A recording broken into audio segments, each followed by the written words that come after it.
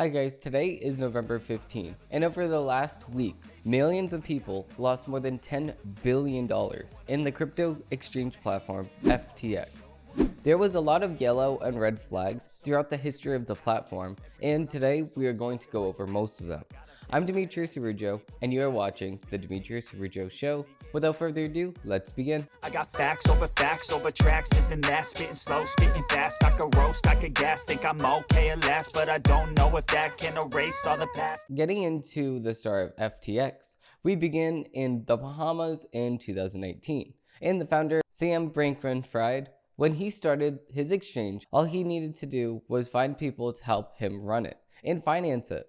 And the search only took 6 months because he found Zio, or ZC for short, the owner of Binance.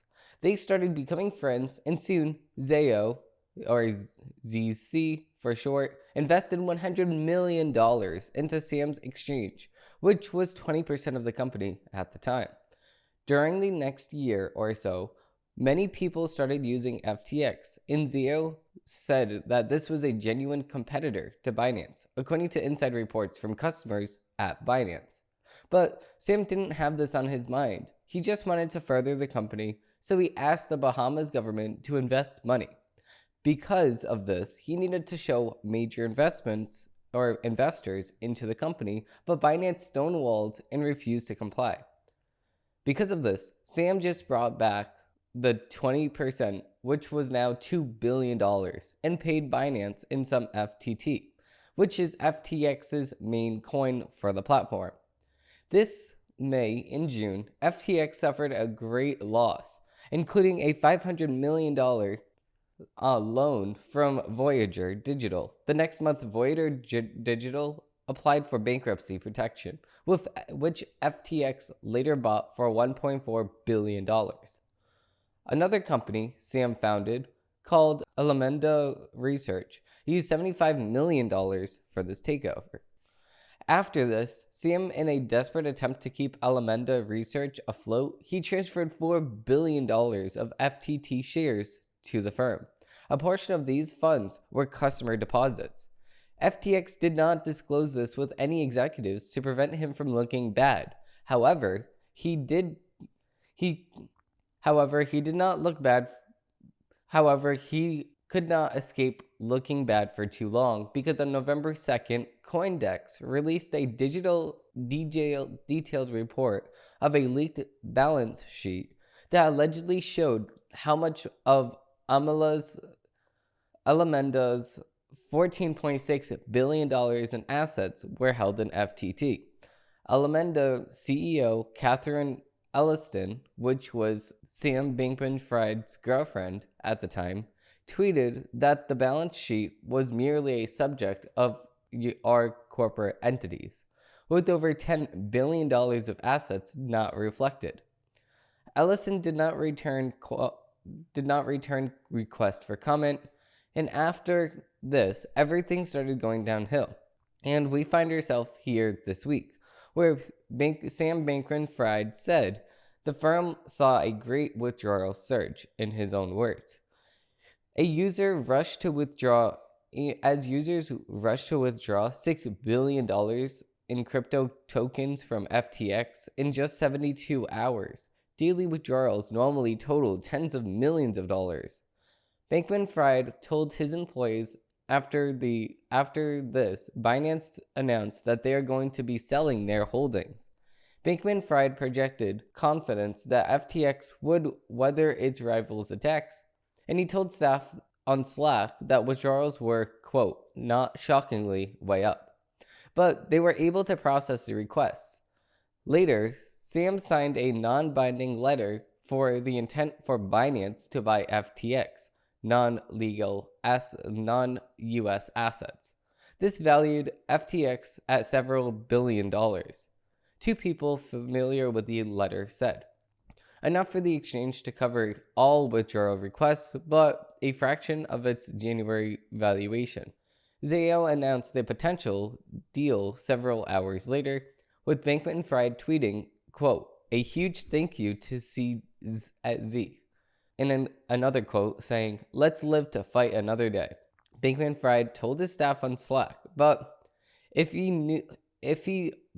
only if he knew the exact same day Binance came out with the biggest slaps in the face, the biggest stabs in the back of all time, Wednesday, and they said, and I quote, "The issues are above our control or ability to help."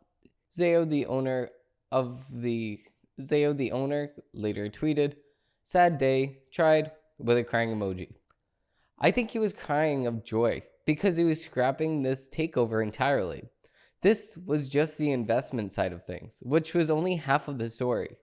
But we can dig into the other half of the story at a later date. All of these show no billions of dollars going to Democrat-led committees, and it neglects the fact that they spent so much money within our government, and it neglects the fact that we sent millions of dollars through FTT to foreign countries. Now, we can talk about all of those other things in another day because today we need to get into a dozen takes.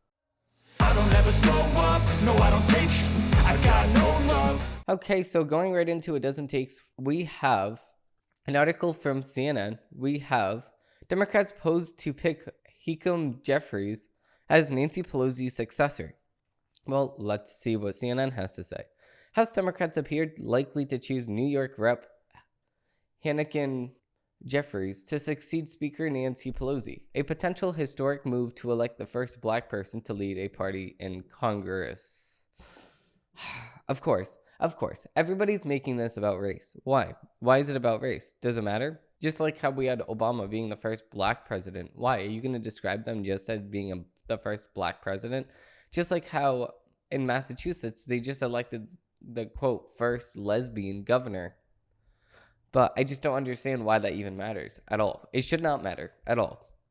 So, after Pelosi announced Thursday that she'd relinquish her leadership role she held for 20 years, the Speaker woman wouldn't say she'd support to replace her in November 30th vote, but in a sign of Jeffries' emerging power, House Majority Leader Stony Hoyer and House Majority Whip Jim Clyburn quickly endorsed him after announcing they would step down for their leadership posts. Speaker Pelosi has left an incredible mark on Congress. Yeah, totally.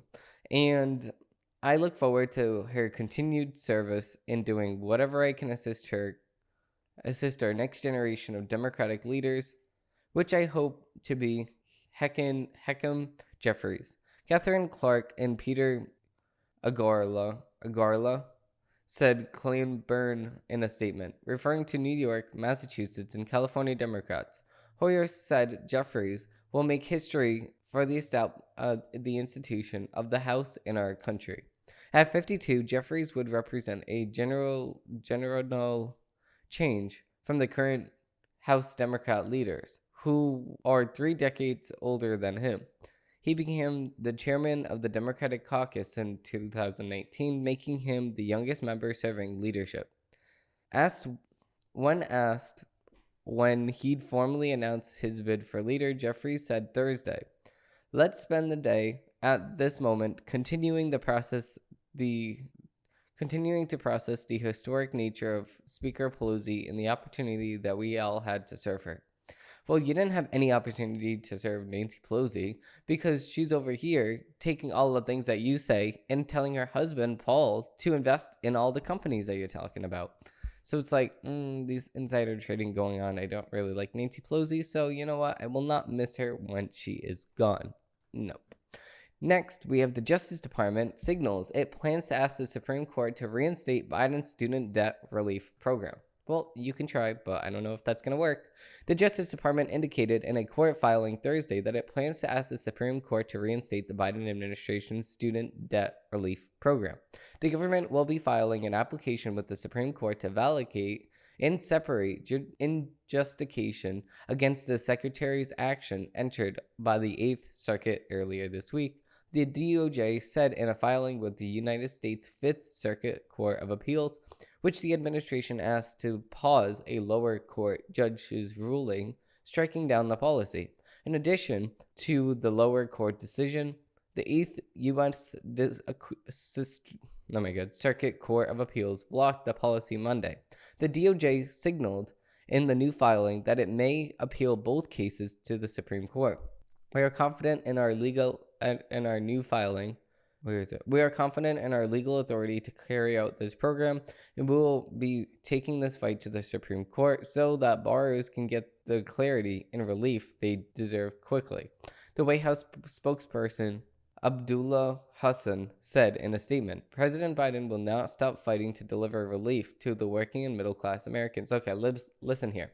If you want to give us relief, how about you tell us to pay less taxes?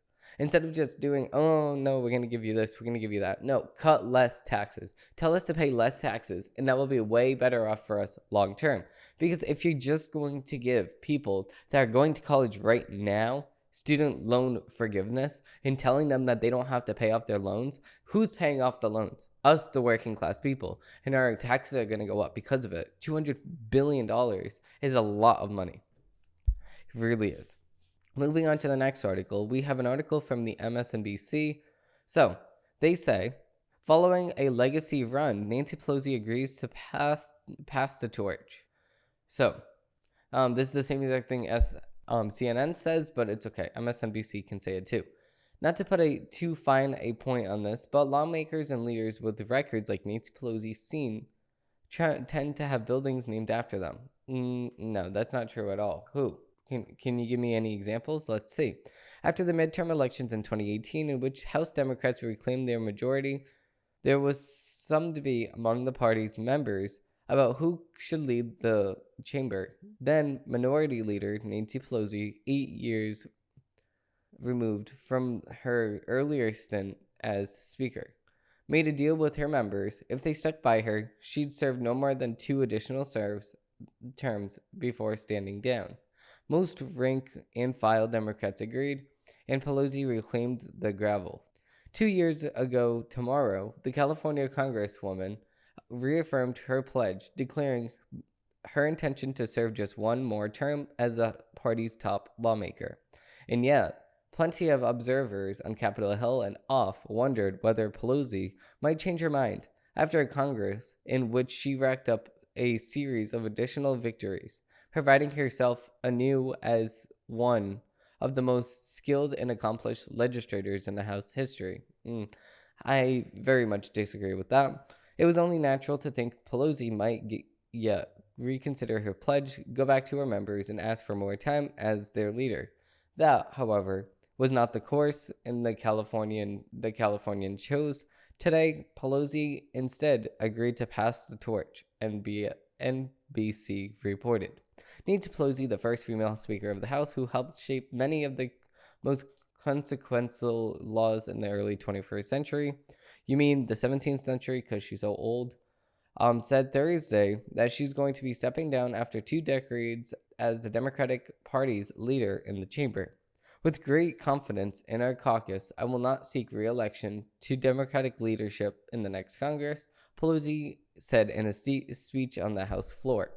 So, the Democratic lawmaker is not resigning, Pelosi, who was easily re-elected last week, explained in her remarks that she will remain in Congress as a Democratic member representing San Francisco. For now, there is some uncertainty as to who will succeed Pelosi as the House Democratic leader. In her prepared remarks, as expressed no preferences, the conventional wisdom is that the party is likely to turn into an incumbent Democratic caucus chairman, Hakeem Jeffries of New York, but the debate will wait for another day. So let's see it in her own words. Scripture teaches us that for everything there is a season, a time for every purpose under heaven. My friends, no matter what title you all, my colleagues, have bestowed upon me. Wait a second. I'm going to stop you right there. Did you just say Jesus? Are you really bringing in Jesus over here? Are you really bringing in Jesus? It just doesn't even make any sense you're bringing in Jesus because you do all these things that are just considered unholy. You are not, you're just a fake Christian. You're not a real Christian. You would not be pushing all these policies if you're a real Christian. Let's dig in. Speaker, leader, whip, there is no greater official honor for me than to stand on this floor and to speak for the people of San Francisco.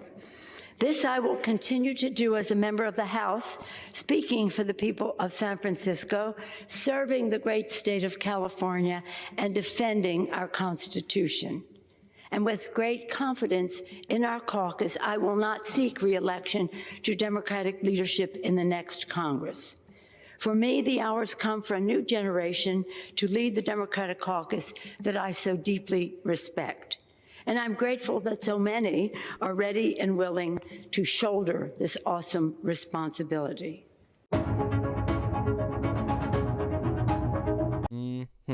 That's fancy smancy stuff right there. No, it's not. Nobody's excited about the next White House speaker, but we are excited to see you leave.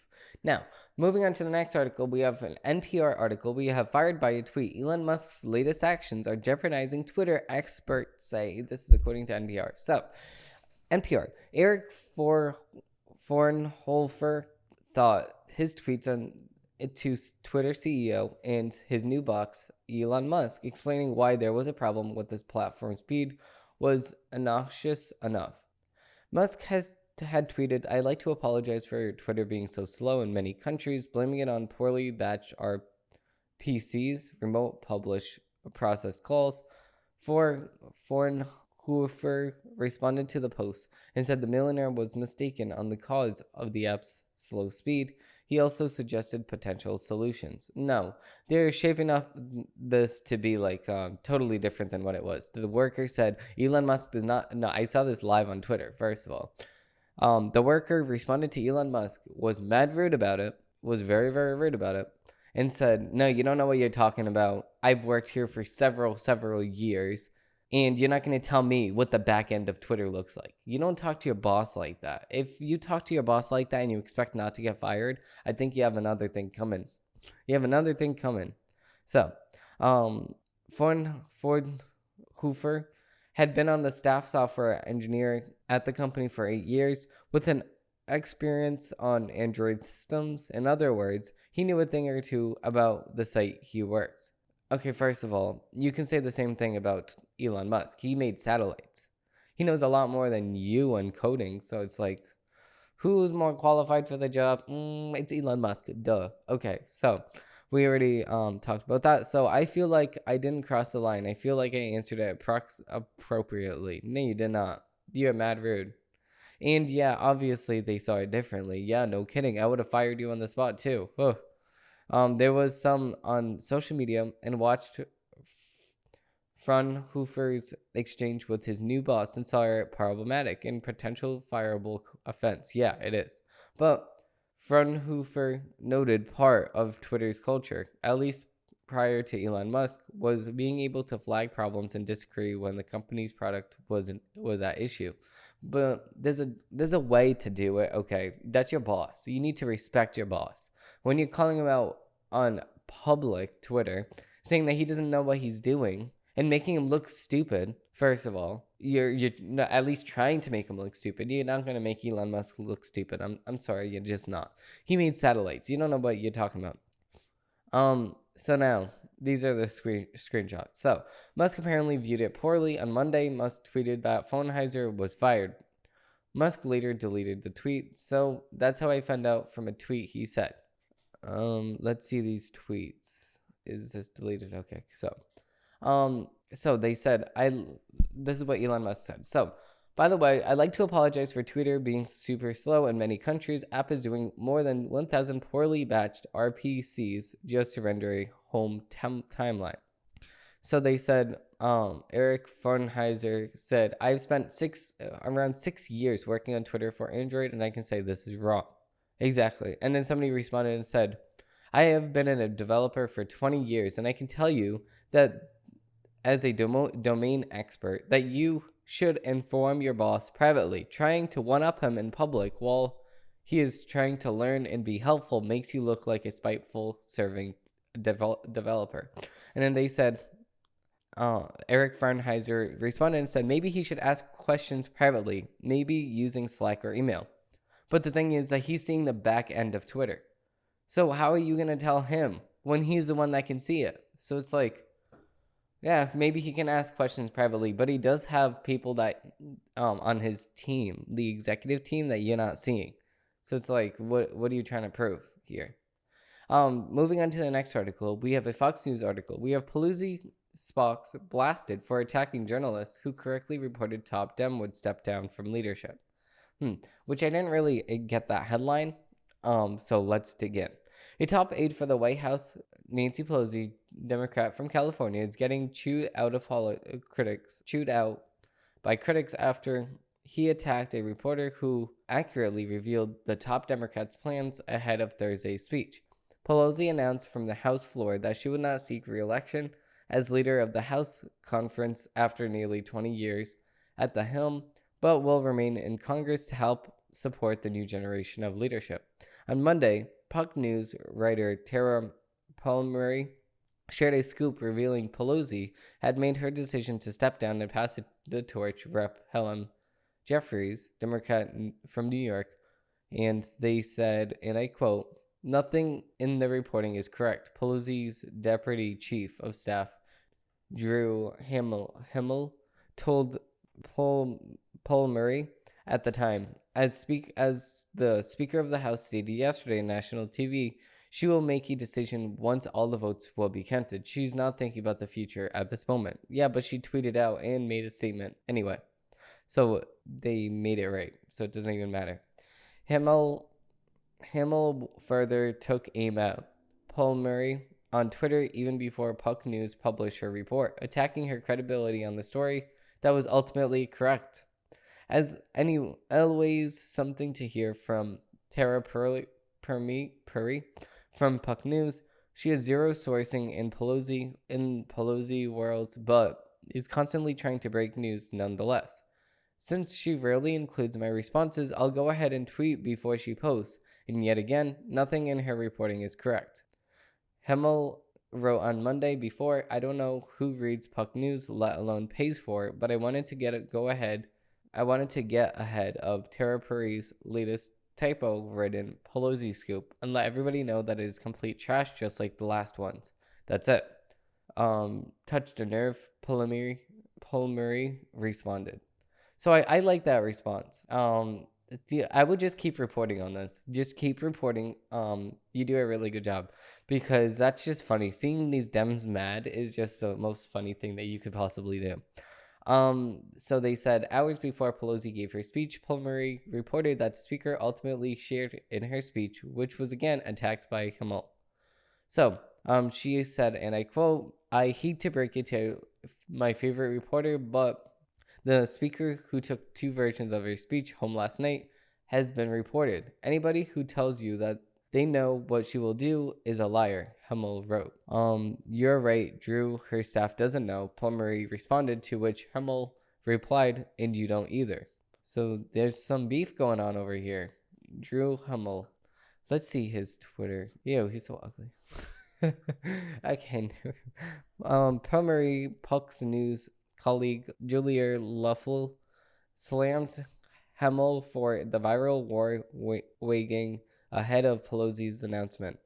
"After publicly tearing my colleague Tara Palmieri and calling her a liar for her absolute correct reporting all week, that Speaker of the House would step down. I think Drew Himmel owes Tara a public apology. Accountability matters," Luffy wrote. Sharing a screenshot of Hummel's earlier tweet, Loaf added, "It's not okay, Drew, especially when you're young. Abuse is not part of the job." I agree. No, I agree. But the thing is that you need to expect this. You're covering politics. Politics is a very, very evil game. We can see that with Trump attacking Ron DeSantis over here. But anyways, continuing with the article, we have others dunked on Hummel's last-ditch effort to discredit Palmieri's reporting. Well, this looks incredibly obvious now. Insider report Brian Metzger reacted. "Tara Murray got it right. Wake up to politics," Arthur Gabe Frisker wrote. "This is what ended up happening. Literally no one needed to be that rude." National Journal Hotline reporter Matt Holt scolded Hummel. Himmel. We are only as good as our sources, but I don't think that my colleagues are trying to break news as liars. New York Times correspondent Ian Carney tweeted. Damn. So they have the whole entire news outlets attacking, even left-wing sources attacking. That's how you know you're really wrong.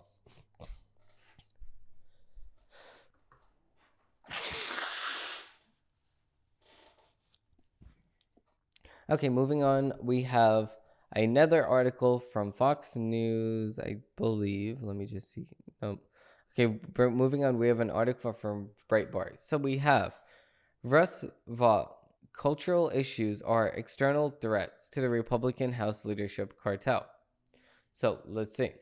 Washington, District of Columbia Center for Renewing American President Ross Vought said the reason Republicans are afraid to speaking about cultural issues is because of the cartel-style leadership in the United States House of Representatives.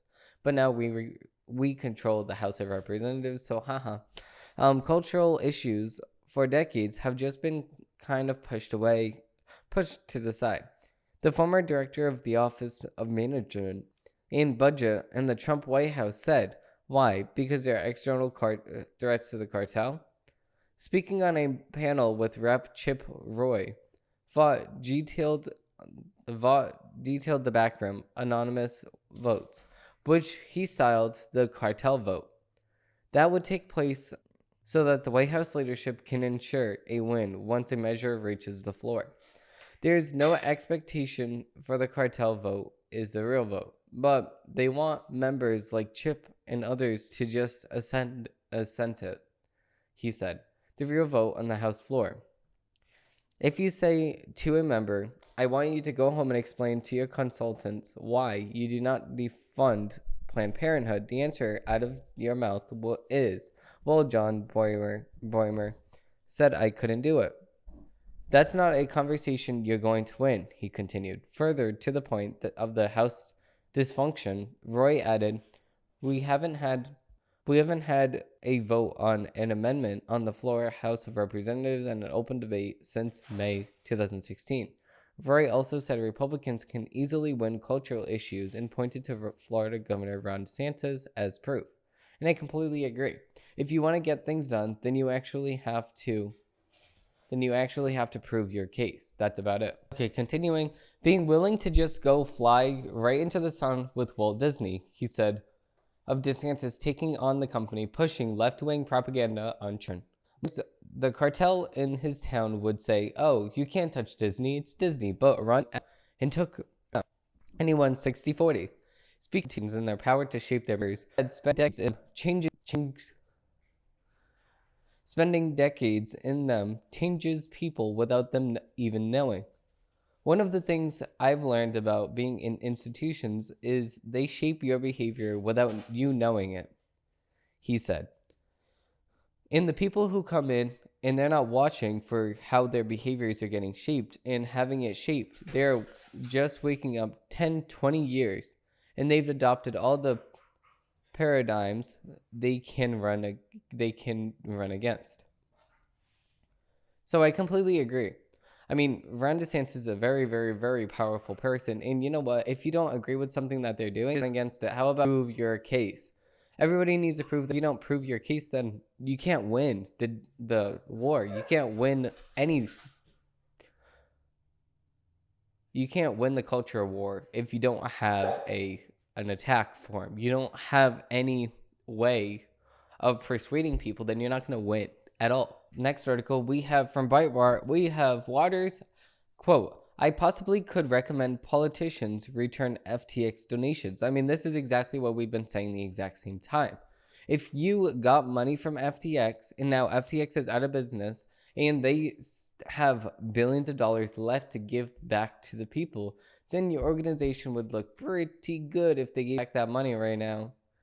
If they gave back the money to the people, then it would be a lot better for everybody because now the people can actually get their money back a lot faster if you cooperate. Now, moving on with the article, we have on Thursday, broadcast NBC's closing bell, House Financial Service Committee Chair Rep. Maxine Waters said it's up for individuals if they return campaign donations from former FTX CEO Sam Bankmen Fried, and she possibly could advocate people return the money if they don't feel comfortable keeping the money. Host Sarah Ellen asked, he gave $500,000 to the Democratic National Committee and just showed a number of colleagues on the House Financial Services Committee that he took donations from him. Should the DN and your fellow lawmakers return that money? Waters answered, yeah, well, actually, it's up for individuals about whether or not they want to return contributions that have been made. We have seen instances in the past where many members return contributions that have been discussed what's going to happen with the return contributions by Democrats. But obviously, she doesn't want to step on anybody else's toes, but in this case, you might want to step on other people's toes, because this is followed up. They appear to be ill-gotten. So it sounds like you would suggest that if the investigations find that you would advocate for returning the money. Waters responded, I possibly could do that. I certainly say the two members, if you thought that this was a kind of contribution that you feel proud of, then fine. But if you know that there's no information that leads you to understand that perhaps you do not feel comfortable now going to know these cryptocurrency companies, particularly FTX, have gone contributions in spite of the fact that they have been okay. So she's just trying to go and dance around the lines and say, oh, well, if you want to, then yeah, blah, blah, blah. Listen, you have to return these ill-gotten gains because of the fact that it's ill-gotten. You stole people's money and you took it.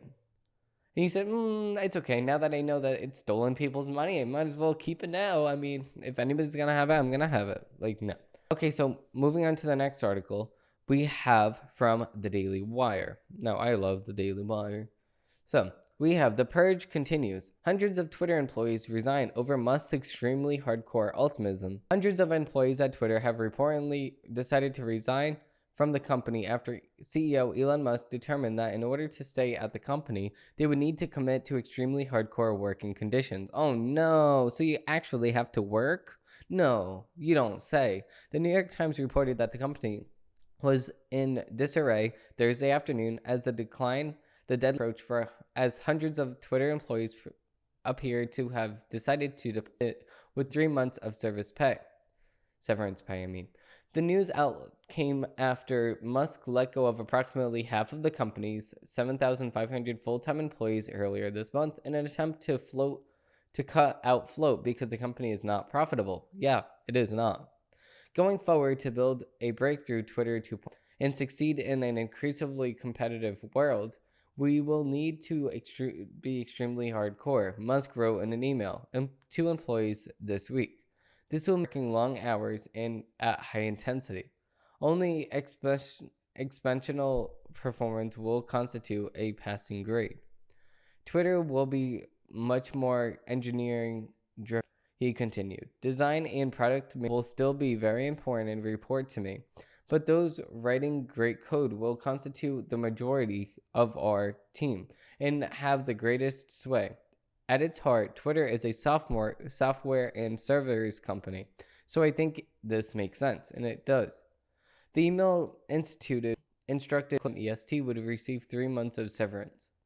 Musk and his team held meetings with some of the crucial people at Twitter, and they were trying to persuade into staying. That there was questions about whether Twitter would be able to continue operating with so many key personnel leaving the company. Twitter reportedly closed the office buildings temporarily November 21st and suspended all the platformer reported. We're hearing this because Elon Musk and his team are terrified employees are going to sabotage the company, publication said. Also, they are trying to figure out which workers need to cut access for. We're hearing this because Elon Musk are terrorized the company. Also, they're trying to figure out, okay, that's what I just said. Sunkfer said this on November 17. This was actually yesterday. Very interesting that Twitter employees are actually getting mad now because they said that they need a bit more heart. Well, you can go to your meditation room. Maybe that'll be good for you guys if you go to your meditation room. So, also, according to the Daily Wire, detransitioner announces lawsuit against Oregon for expending surgery. So, let's dig in. A detransformator is suing a social worker therapist in their respective clinic for her mental health challenges in fast-track non-binary double mastectomy surgery. Kamal Criffy, 32, represented by Jackson Bone LLP, announced against the health professionals who approved the surgery to have her breast removed after only 2 brief Zoom meetings. Criffy came to regret the double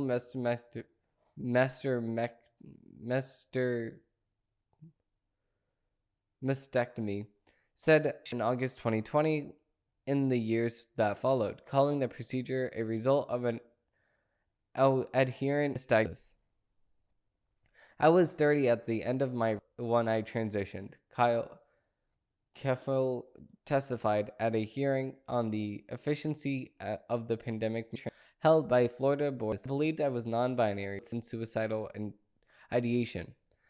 Keffel is suing social worker Amy Ruff and mental health therapist Mara Burmeister, as well as their respective Portland-based gender clinics. Brave Space Oregon and Quest Center for Intergrave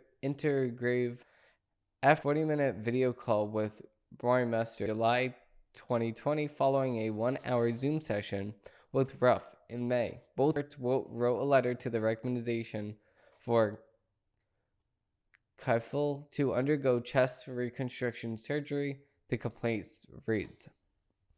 The 13-page complaint alleges that the defendants guessed the bounds of social tolerable conduct by abusing their positions of trust and authority, by facilitating unnecessary irreversible treatment, and that's in her words, not mine, without constitution of Keffel's mental health. Keffel told Daily Wire that after her traumatic childhood event, she felt discomfort with her breasts and hips and began to dress androgyny as a form of escapism. She said, I had a traumatic history. When I was in 6th grade, my best friend had been her. Keffel said at the Florida Board of Medicine meeting. Being a girl meant I was more vulnerable, so I started to represent as more masculine. This should have been a red flag, yet within months of requesting top surgery, it was performed on me. Keffel was introduced to gender identity ideology in 2010 while she was pursued a women's studies minor in college, and in 2016 began to identify as non-binary after seeking a gender-affirming therapist. She spent most of her childhood suffering from anxiety and depression, which persisted into adulthood and led to suicide ideation. Until she began to feel like that her breasts removed would eliminate her mental and emotional distress. The request was granted in just a few months' time after making the internal inquiry, despite the fact she never took any testosterone or believed herself to be transgender. The complaint states that even though Keffel's desire for chest control was based on the individual identity described as abstinence or femininity, the desire for one androgynous look. Her care team proceeded with the life-altering, physically damaging, irreversible operation. That's her words, not mine. The complaint alleges that Burmeister failed to conduct an individualized, comprehensive mental health assessment and ought to have known Keffel was a high-risk candidate for regretting or not benefiting from undergoing a double mastectomy for the purpose of gender affirmation. Additionally, Breimer's referral letter was based on cut and pasted boilerplate diagnostic criteria that fail to account for Keifel's individual needs. Defendant Ruff breached her duty of care by violating the standards of care applicable to clinical social workers in the state of Oregon, failing to provide careful with accurate, complete information about the risks of having a double mastectomy, ostensibly believe or advocate mental health or emotional distress. Keifel found this inspiration for a non-binary top surgery when she came across Gender Confirmation Center website, when she claimed to believe was a legitimate information at the time. The founder of GCC, Dr. Scott Moiser, has performed over 2,000 top surgeries on girls and women, including several 13-year-olds, according to a leaked video in August.